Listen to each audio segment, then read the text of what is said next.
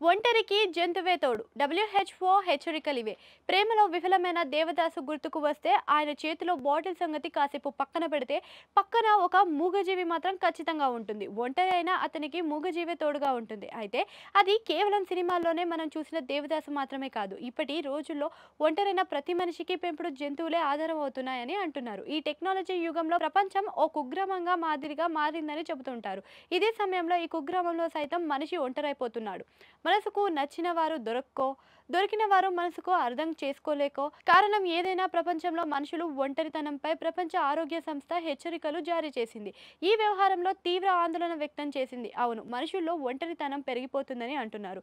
ఈ మేరకు ఈ విషయంపై ప్రపంచ ఆరోగ్య సంస్థ తాజాగా హెచ్చరికలను జారీ చేసింది.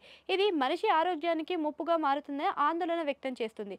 అయితే మనిషి తన ఒంటరితనం నుంచి బయటకు వచ్చేందుకు ఎంచుకుంటున్న మార్గాలపై గణాంకాలు తెరపైకి వస్తున్నాయి. వివరాల్లోకి వెళ్తే ప్రపంచంలో మనిషి రోజురోజుకి ఒంటరైపోతున్నాడు. అయితే ఈ ఒంటరితనం నుంచి బయటకు పడేందుకు భారతీయులు మాత్రం పెంపుడు జంతువుల్ని పెంచుకుంటున్నారని అంటున్నారు. ఈ క్రమంలో సగటు భారతీయ కుటుంబాలు పెంపుడు జంతువుల కోసం సగటు 3,000 రూపాయలు ఖర్చు చేస్తున్నారు. బెంగళూరు వంటి మెట్రో నగరంలో 5,000 వరకు పెట్స్ కోసం ఖర్చు కేటాయిస్తున్నారని అంటున్నారు. ఫలితంగా దేశీయంగా పెట్ కేర్ రంగం ప్రస్తుతం విలువ 5,000 కోట్ల రూపాయలు ఉంటే 2028 నాటికి ఆ మొత్తం 10,000 కోట్లకు చేరుతుందని అంచనా వేస్తున్నారు. పైగా పెంపుడు జంతువులు పాపులేషన్లో ప్రస్తుతం 5వ స్థానంలో నిలిచింది. కాగా భారత్లో 31 మిలియన్లు పెంపుడు కుక్కలు, 2.44 మిలియన్ల పెంపుడు పిల్లులు ఉన్నాయని చెబుతున్నారు.